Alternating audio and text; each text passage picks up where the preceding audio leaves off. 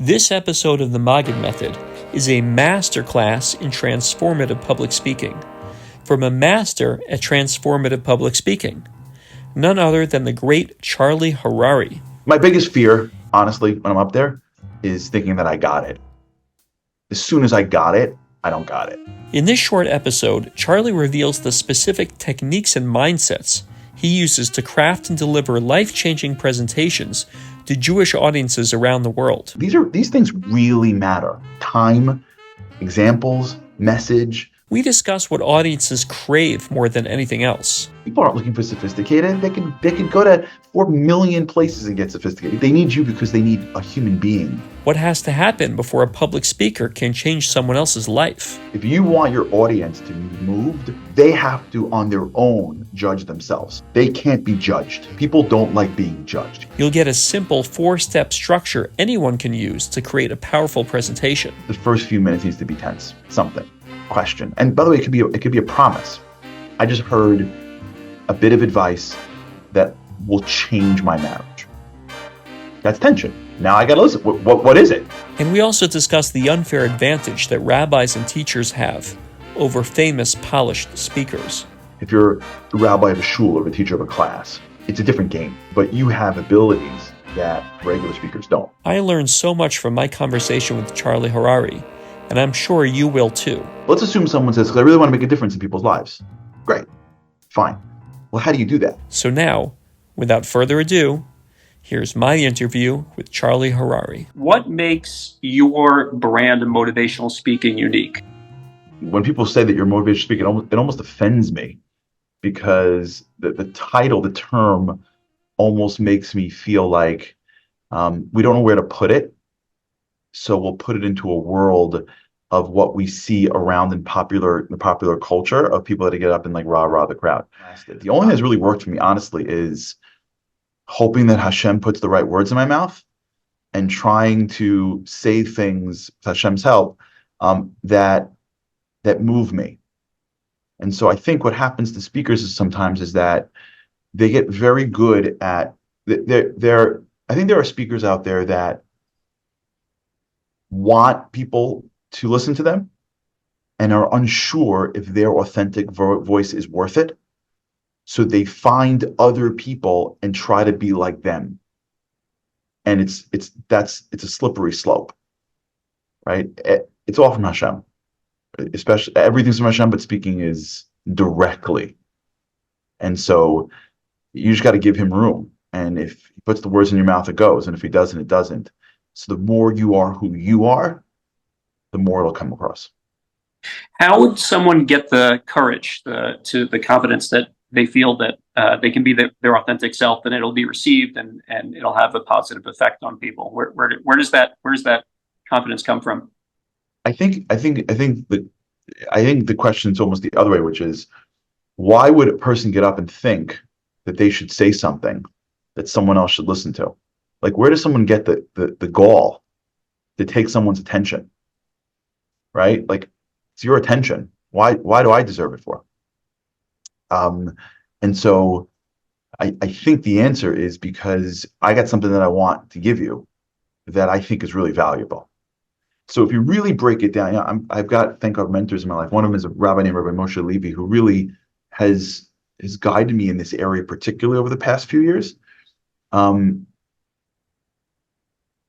And I think, and let's just be clear, nothing that I'm saying means I own it. This is an important thing for people to listen. Just because you say it doesn't mean you own it. That's like 101. Like, you hear someone get up there and say like all these great bits of advice, doesn't mean that he owns that advice. There's a lot of people get up there and have the best parenting advice, and they're mediocre fathers. Like, it's just because you say it doesn't mean you own it. So when I say something, no one should be like, oh, Charlie owns it. I'm just a regular dude. Really, I'm a regular nobody. I'm a lot less than you think. At the end of the day, I think a person needs to determine in themselves why they want to speak for. And for some people, it's because they want attention. And it's okay. I want attention. Everybody wants attention. Like, let's just be real with it. Like, just be honest. I like getting up, a person says, and I like people look at me. I like when I say things and people laugh, or when I move people. I get calls sometimes like, I got this, I have this channel, or I have this class. Like, I really feel it's important for the world. How do I make it 10 times bigger? Like, what they mean is, I want more people to look at me. It's okay. Like, just the honesty is so critical in this game. Like, it is such an important moment where a person says to themselves, what's driving me to get up in front of other people? And it's okay, but I gotta at least tell myself what's driving me is attention, because it feels really good. Fine. But when that becomes because I want to change the world, and but it's not, that's where it gets murky. Let's assume someone says, because I really want to make a difference in people's lives. Great. Fine. Well, how do you do that? Well, you got to find the things that makes a difference in you. Because how do you know what will make a difference in someone else's life? First, it has to work on you. If it doesn't even work on you, why would you think it works on somebody else? Once you collect things that move you, then you're connecting to the Torahs, and you're connecting to the advice that you really resonate with. Then you can say, I got this great piece of chocolate cake. Like, you got to taste it. I heard this great song. You got to hear it. I heard this great idea. You got it. That's when your authentic self stops becoming about you and starts becoming about the thing that you resonate with. And all you are is the maitre d'. Like, all you're doing is you're the waiter from the kitchen to the table. That's sort of how I would see what really good speakers do. So start from the inside out. Find things that particularly move you, change you, and then share them. Exactly. Yeah, and the more resonant you are with yourself, and this is critical in a world of, we live in a world of such like fakery, like such sheker. Like, it's not anyone's fault. I'm not to blame. It's just to be real. Like, you see someone's Instagram post and it's not even real. Like, even the post isn't real, and it's the angle and the color, and like, people will today, and no one's fault. Like, no, this isn't about blame. This is about like getting real. People will regularly take pictures of themselves and then make it not real so someone else can think they are what they're not. That's how we live now. So what people are craving for is real. That's why I heard this once, why you take the biggest, most powerful person, you put a baby in front of him or her, and they're going to coo at it. Why? Because the smile of a baby is real, and everyone's dying for real. So when someone gets up and like tells the joke that he thinks people will laugh at, but he doesn't think is fully funny, or tells the story that he reads in a book because he thinks that's or becomes the person that he thinks he's like. One time a friend of mine like asked for like a book in the middle of like a class. He's like, yeah, excuse me, can you get me that safer in the back thing? And like, why should you do that for? Like, he's like, no, it's a move. I'm like, what's the move? The move is, oh, in my head, I'm so learned, so I'm going to ask. Like, that whole way, not real. And people can smell that. And when you get real with yourself and you're okay with yourself, you find the things that move you, and then you share that. And it may not be as sophisticated, but who cares? Like, people aren't looking for sophisticated. They could go to 4 million places and get sophisticated. You go to 10 apps and get the whole Torah on their fingers. They don't need you for that. They need you because they need a human being that can share an idea that resonates because they're looking for inspiration from someone like them. Right. So another question I had, so let's move away from motivational, maybe is personal development. Is that? No, I'm okay. I was just, yeah, whatever it is, it's okay. Like, it doesn't matter either way. So what I'm wondering about is the we use the Torah as our basis for helping develop ourselves and all these personal development concepts. What happens when people start to perceive the Torah as just like a handbook for personal development, or something that it's just another Tony Robbins type of how do you mitigate that risk? That's a great question. I don't know the answer. That's a really great question. I've never even heard anyone even ask that question before, let alone answer it. Like, that's great. That's a huge risk that I've never even considered.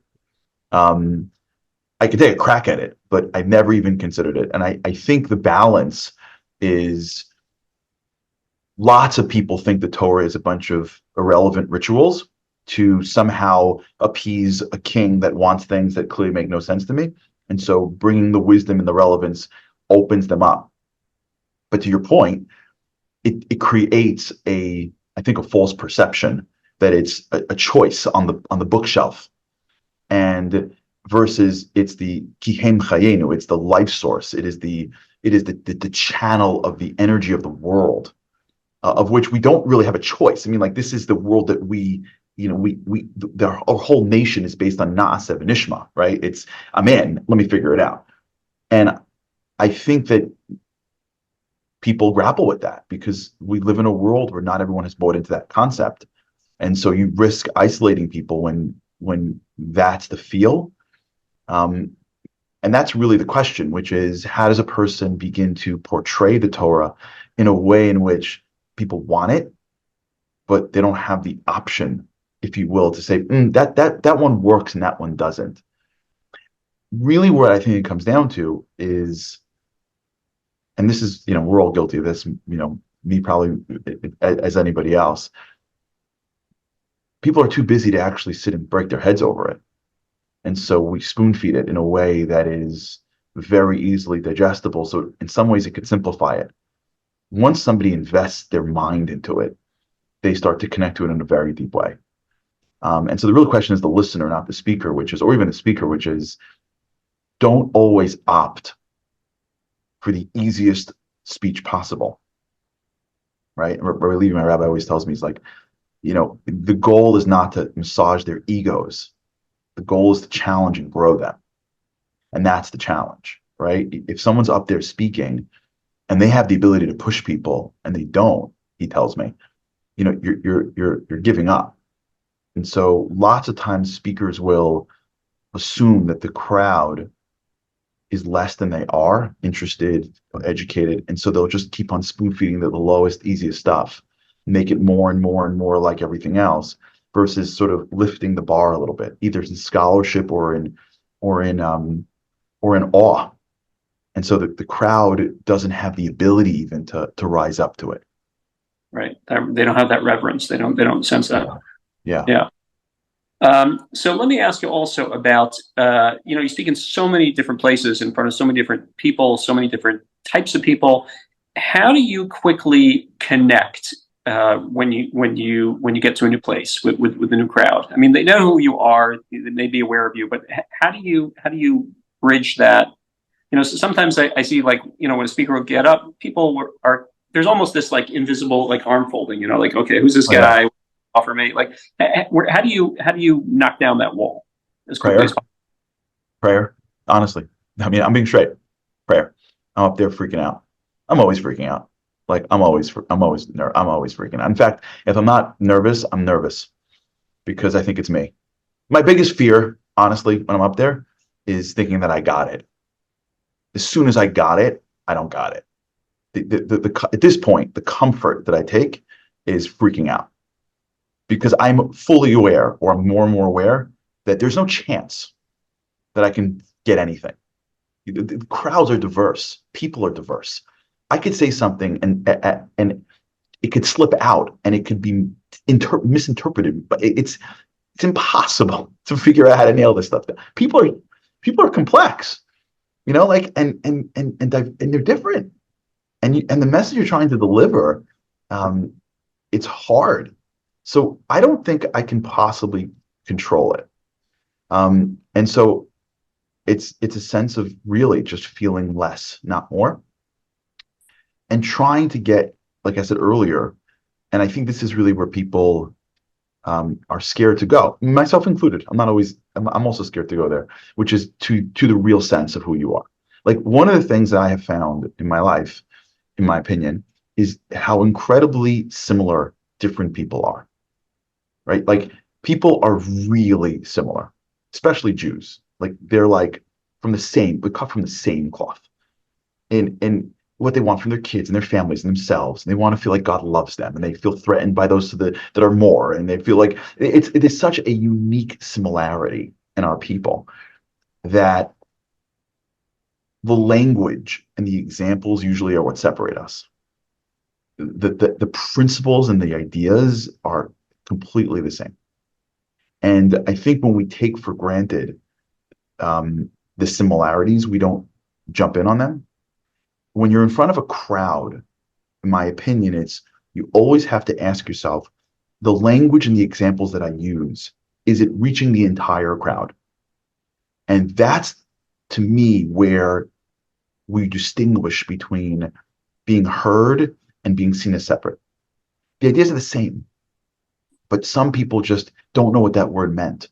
Or some people don't just take it for granted that they don't know who that person is. Like, you just take it, or even what that holiday is, right? Or that example. It's so inside baseball.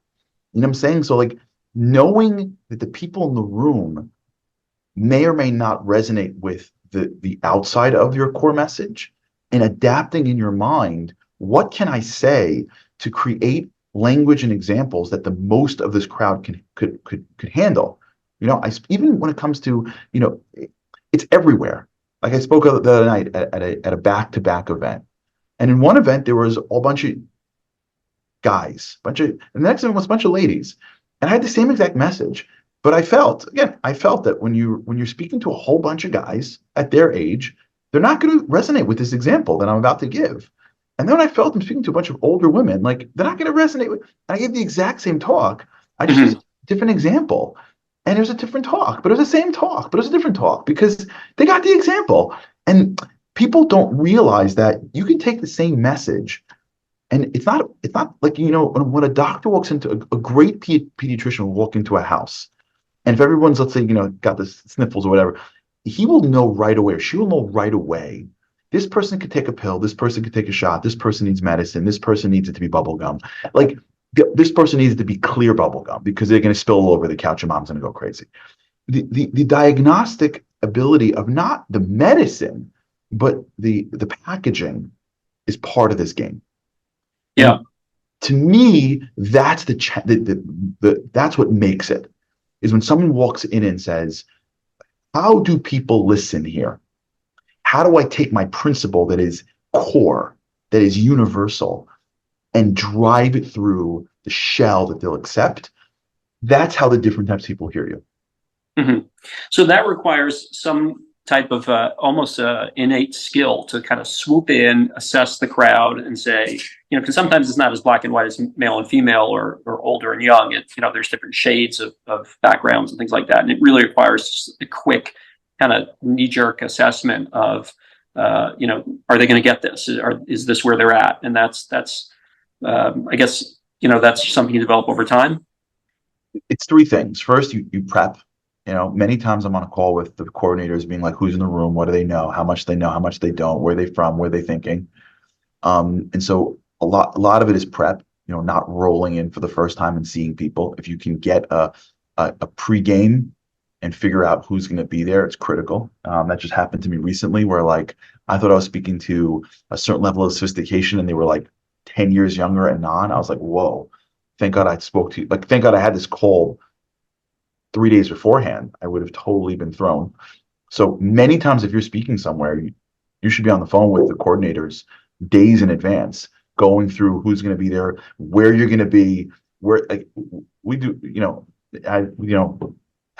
with God's help, I have a speech this week, like next week. We had a whole call last night, like, give me the exact placement on the program, where am I going, who's in the room, how big's the room, how many people are going to be in the room, where are they from? Because those things matter. Environment matters. How many people matters. Like, where you place matters. If you're speaking on a program at a dinner or at an event and you're number 8, it's a different speech than if you're number 2. And if there's 500 people and 200, like, these things really matter. The more details you know about your audience before you walk in will help you craft your speech. Time, examples, message. But if you can't get that pregame, being wherever you are earlier sometimes help. Like, sometimes I'll walk into a room with, a message, but I'll have Judge Danny Butler once showed me he had a book where he had all his speeches. I used to have that. Now it's on my phone. But like, if you give speeches and you could sort of keep some like high level bullet points of what you say and keep it in a place that's handy. Many times I'll walk into a room going in a direction and then sitting in a room being like, I can't go. And then go and flip through my phone and go, oh my God, I gave this last week. I'm going to use that. So the more you can bifurcate out your material and have your stories, and the more you have access to your material and the more you have a little advance notice, over time, you'll be able, with God's help, to sort of navigate. And then the last thing is when you're up there it's prayer. Obviously, Hashem has to give it to you. And it's also a lot of empathy. It's when you stand in front of a room, you have to like actively turn on your empathy muscle and want to be with them and want to deliver for them, not to be above them, but to be with them. And when you look into a room, or when you're in the back or the front, and you try to actively be empathetic to the people in the room, and you really just want them to grow, you will, I think, just naturally incline towards the things that they would want, even if you're using the same speech, right? Mm-hmm. Like Rabbi Levi always says, like the kavana, everything's about kavana. In the world of like panemius, like it's all kavana. If you see like these rebbes before they light candles, like they'll spend 8 hours in their rooms and they'll light candles in 10 seconds. Because it's all about getting your head right. And you got to get your head right before you get up and speak. And there are people that I've seen get up and speak clueless. They just roll up and they're like, I got a canned speech, and they're just clueless to the crowd. Whereas that same speech could have been so much more accepted if they just like took in the environment, right? And like they would have gotten it had they just sort of had that moment versus just sort of rolling in and sticking with it. And that's where the authentic self comes in. And this takes time. Again, I'm not fully there either, but like the ability to be comfortable going with that thought that comes in your head, the ability to be comfortable making that change because the crowd wants it. Right. Hey there, fellow podcast listeners. Are you enjoying the show so far? I hope you're finding value in all the insightful conversations coming your way, and I'm grateful for all the time we get to spend together. Now, I have a small favor to ask, one that can make a big difference. By taking a moment to rate and review this podcast, you're not only showing your support, but also helping it reach new heights. Picture this: more reviews means more visibility. More visibility means more incredible guests lining up to share their stories and expertise with you. So, if you're enjoying what you're hearing, how about making some magic happen? Scroll down, tap that rating, jot down a few words. It's that simple. Your action today can pave the way for even greater experiences tomorrow. Thanks for your support. Now let's get back to the program. Tell me about your structure. One of the people I interviewed said, I learned how to open my speeches from Charlie Harary. Mm-hmm. So he said it has to be like a movie, like it just grabs right in the beginning. Is that accurate? Is that so the basic structure that we try to follow is it's the tension. I got this from other people. I didn't make this up. It's tension, right? Your first minute needs to be something that's going to get the crowd to say, I got to listen. Right out of the bat. Sometimes you can get away with a joke. I don't find that to be, I personally don't think that works. I think that when you hear a speaker get up and like tell some mostly irrelevant joke, like I was in and then they went shopping. Let's talk about shopping. Like it doesn't really, it's good, but it doesn't really speak to the speech. To me, I think a speech needs to be a story. Like it's one unit. It's not pieces. If you tell something, it's got to be connected. Yeah. I think the first few minutes needs to be tense. Something, question. And by the way, it could be a promise. I just heard a bit of advice that will change my marriage. That's tension. Now I got to listen. What is it? You've now created tension, right? If this is where the empathy comes in, right? Because somebody's in a room and you go, in this week's parasha, it says this pasuk. Why did it say this pasuk for? That works for some crowds, not for other crowds. So if you go with that and the crowd's like, I don't really care. Like, I don't know what you're talking about. There's no tension. They're like, whatever. Then they check out. Some crowds will be like, holy cow, you're right.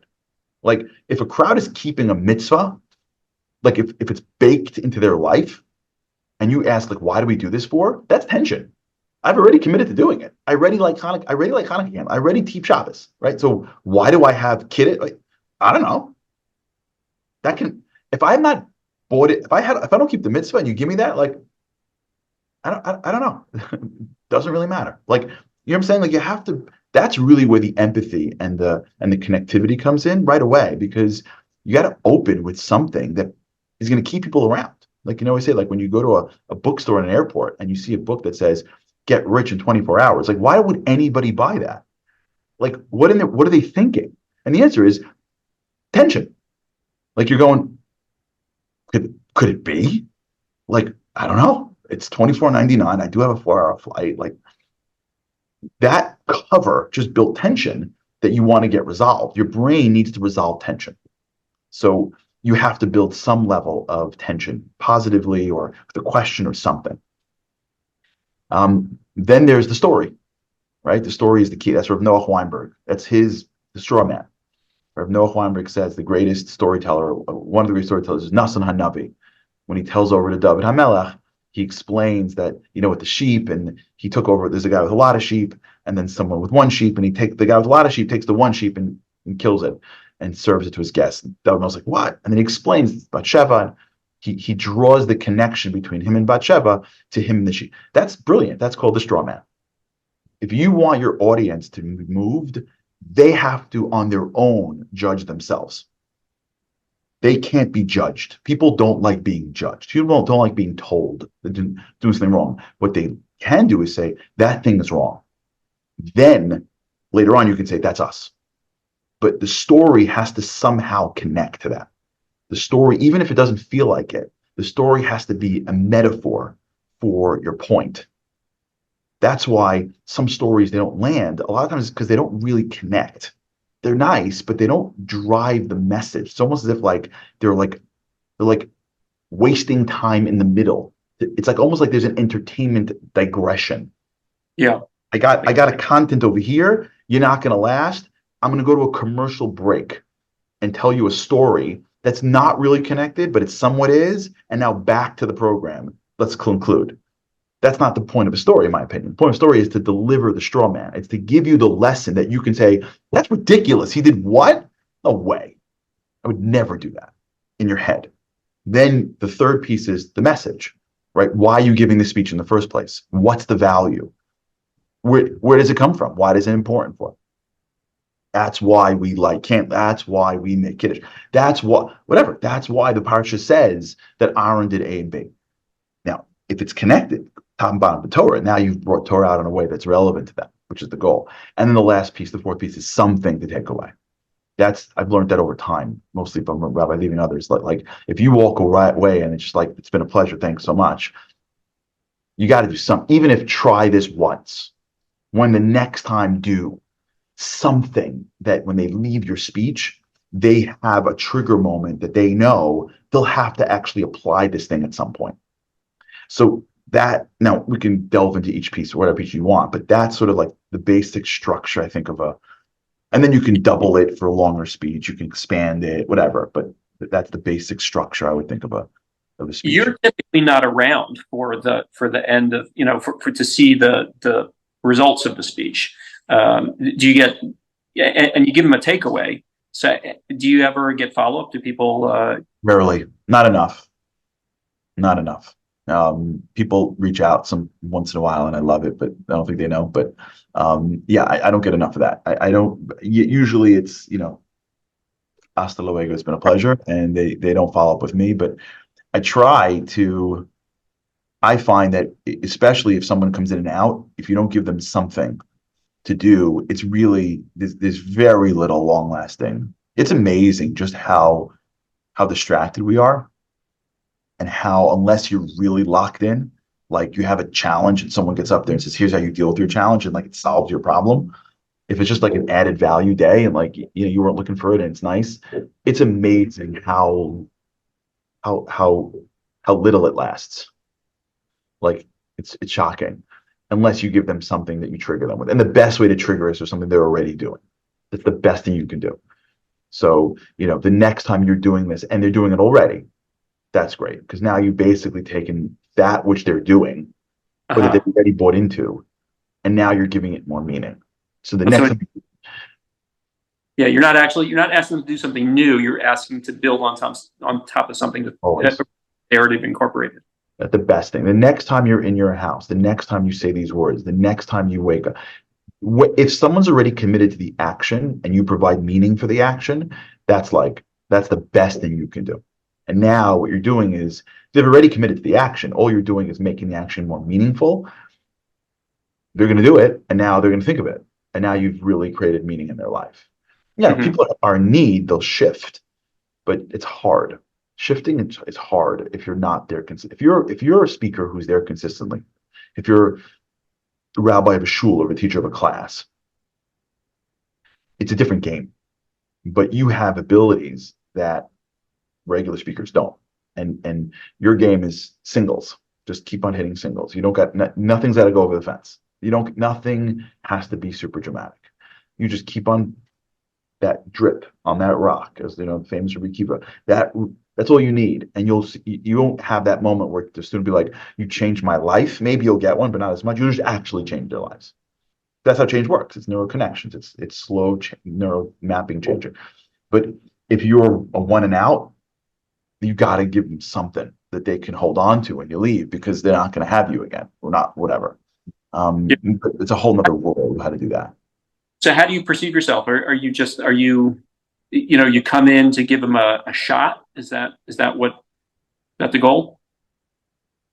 It's really wherever, honestly, it's where Hashem needs me, meaning it's where you can make a difference, and it's where you can make a difference. And so in some cases, one shots don't make a difference, so it may not be worth it. In some cases, if you feel like you can share something and add something in a way that somebody can't, and that you got to, that's different analysis.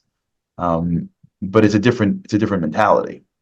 Speakers that pop in and out, I think, should be doing less content and more refining.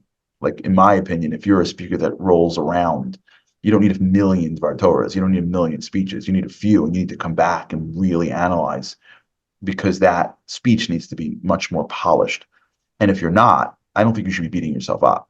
Like, rabbis do this sometimes. They'll invite in a guest speaker and then get all, not upset, but threatened because that person's speech is polished. And the answer is, yeah, the 18th time he gave it.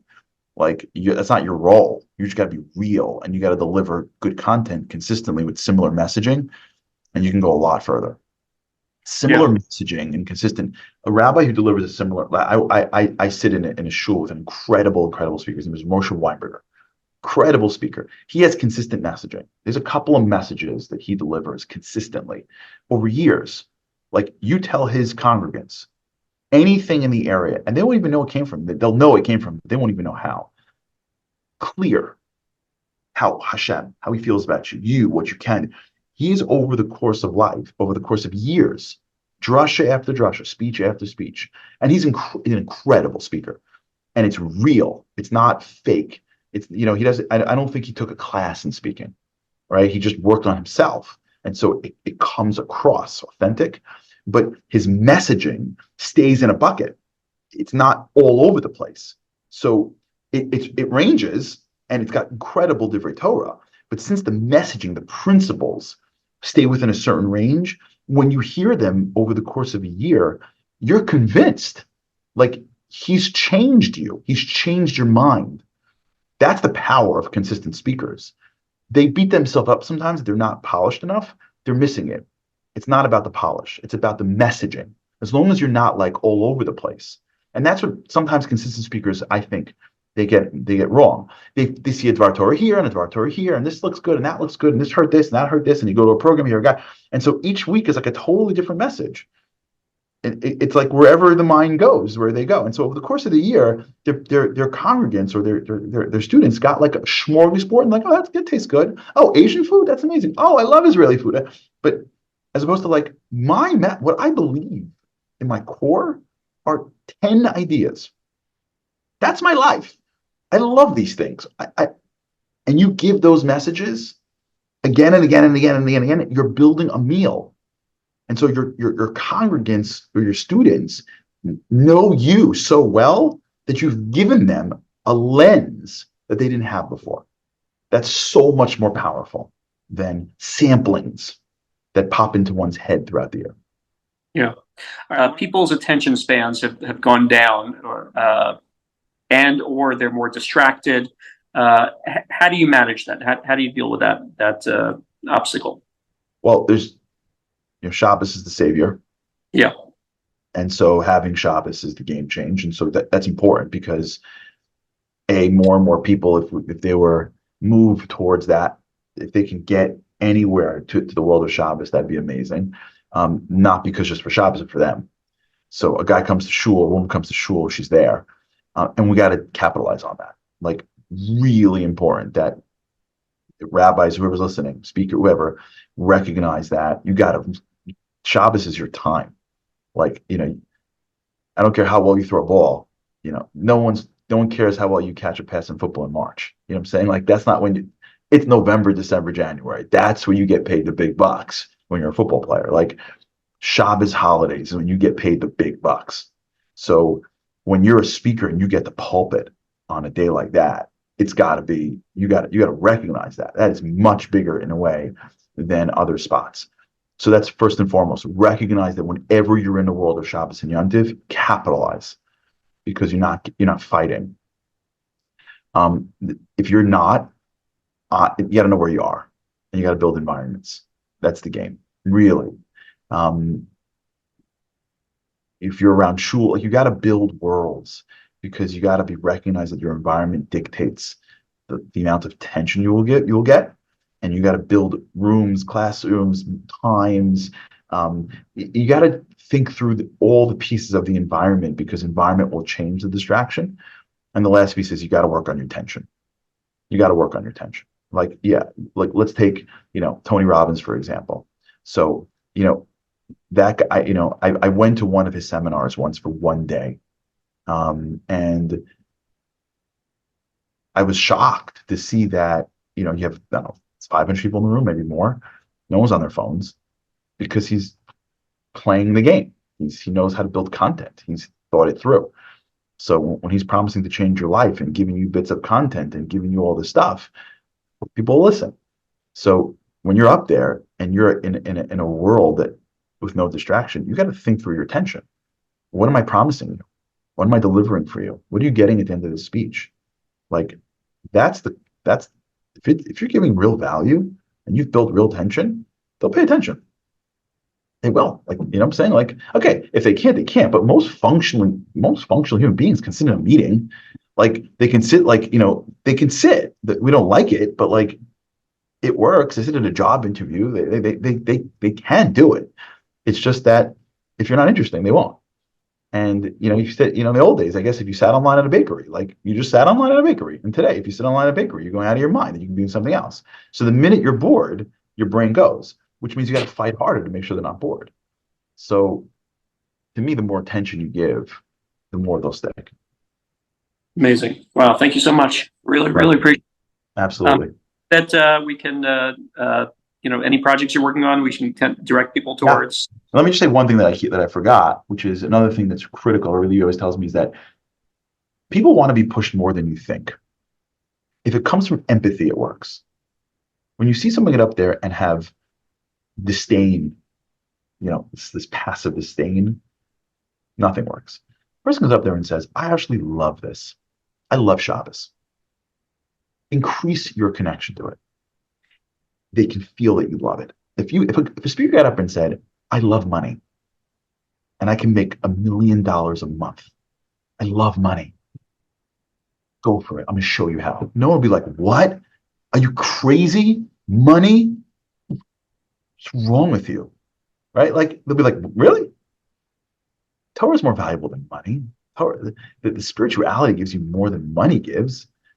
And the more we buy that, like the presenters really buy that. The presenters are so, myself included, hesitant. And this is, by the way, Rabbi Levy beat me up over this. I'm telling you straight. My rabbi from Israel, like, who doesn't speak, he's like, you're too nice. Like, you stop kissing up to people. People want to grow. They want to challenge themselves. They want to grow in their life. Like, why not? Don't be offensive.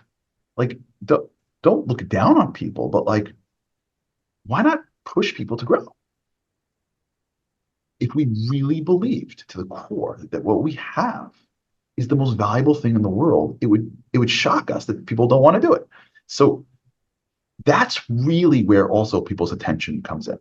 Because once you're the person that is growing them in an area that they're investing in, you're in a different category. You're not in entertainment. Instagram's great at entertainment. You're not in the edutainment space. You're in the development space. You're in the growth space. Different world. So the Cult Project is working on right now. We're working on Shabbos a lot. This is a big year for Shabbos. We think very strongly that we have to increase our connection to Shabbos. So we're trying so hard to give people more opportunities. We think there's a lot of people that want to do more on Shabbos, don't know much, take on a little bit more, do more. But really, the focus is action. I found over many, many, many years that people want to do more than we think. They want to do more mitzvos. They want to. They're happy to. They don't know what it is. And at every level, people want to feel like they're growing in their religion, their connection to Hashem. They just don't know how or what or why.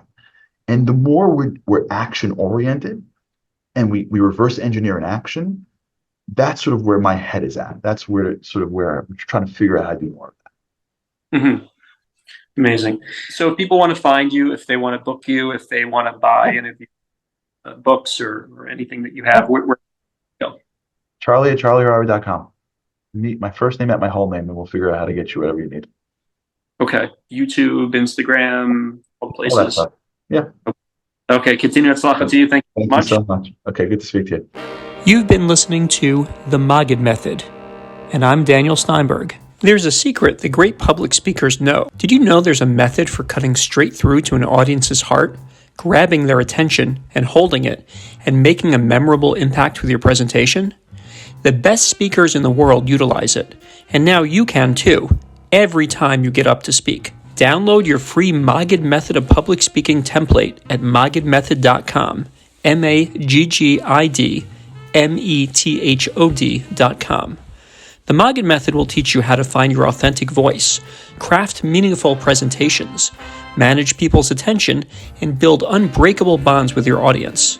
Go to maggidmethod.com and download your free copy now.